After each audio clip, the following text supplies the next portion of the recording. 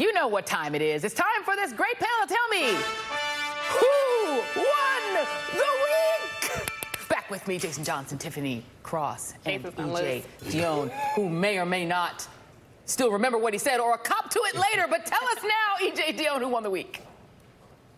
Well, I think Chuck Schumer and the Democrats in the Senate won the week.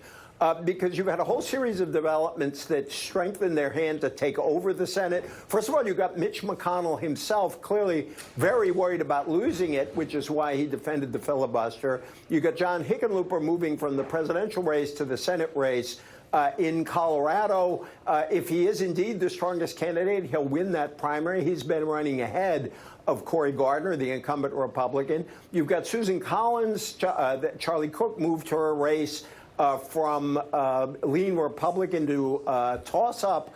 And then you have Trump wrecking his economy again with his own words, which sure won't be good for Senator Thom Tillis in North Carolina or Joni Ernst in Iowa. So I think, and I mean this apropos the last segment, literally, I think Chuck Schumer and the Democrats won the week. And Chuck Schumer don't win too many weeks, so I'm just saying he's probably glad to hear that. Okay.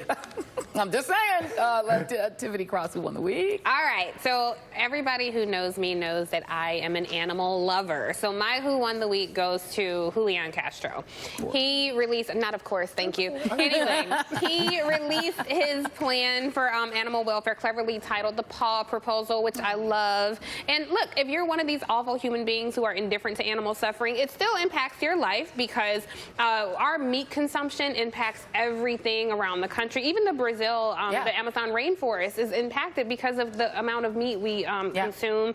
It casts a wide net of influence on how we treat our animals. But other than that, they're living beings who deserve. And I know, look, anybody who knows me or follows me knows I have love in my heart for the people always. There's space to have love for the people and love for our furry friends and animals. And when he tweeted out his plan, he had a little puppy dog in the photo with him. I love pit bulls. They're my favorite breed. Don't believe the hype. They are amazing animals. They're great with kids. You know, save a pit, euthanize a dog fighter. But once again, for Castro, he is once again thinking about something that nobody else in the field is thinking about. He was the first to put out this plan. So bravo again, Julian Castro. Shout out to your campaign manager, Maya Rupert, who has really helped guide this campaign in a great way. So Julian Castro won the week. I will still say, I've said it before, I'll say it again, Julian Castro it might be the best candidate who isn't doing well. In terms of the content of what he's doing, you would think he'll be doing much better because he's a quality candidate that for whatever reason can't get out of 2%. I don't understand it. But he did qualify for the next debate, thankfully, at Texas Center. It should be very interesting. Okay, well.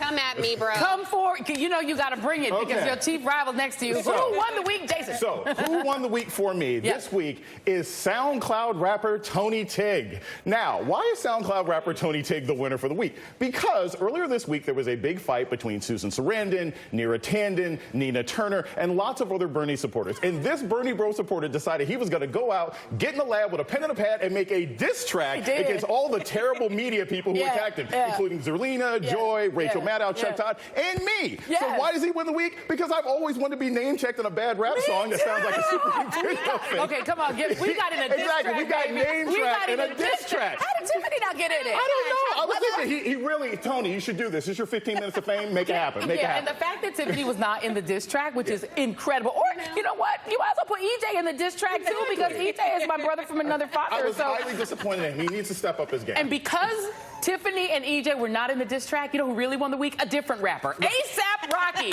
Baby, when I tell you the best story this week was the way A$AP Rocky got out of jail in a foreign country. His team of, Donald Trump's team of black people, the internal Trump black people, were all like, we'll help you out. We'll get you out of jail. But all we want is a thank you to Donald Trump. They got Kim Kardashian involved. There were like crazy characters involved. There were crazy phone calls to the manager.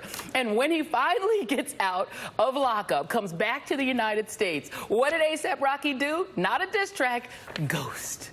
He ghosted the White House. He said thank you to people who supported him, thank you to his family, thank you to God, and that's not Donald Trump. Right.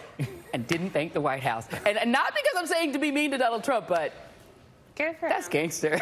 Yes, you That's the are. most rapper thing I've ever heard in my life. But he's made some questionable comments about He has. activism. No, he has. He has some questionable comments about black He has. women. No, he And has. I just want to say, He ASAP has. Rocky, to all the diss that you did, Yes. like activism is what brought your tail home. Yes, so, but this you is know. your chance to come up Yeah. and change your life. I Change hope. your life ASAP, because you did win the week just Yeah. this one time. Jason Johnson, Tiffany Cross, and EJ Dionne. Put us in the diss track. Anybody else that makes a diss track. More AM Drive to the break. I want to be in it next time.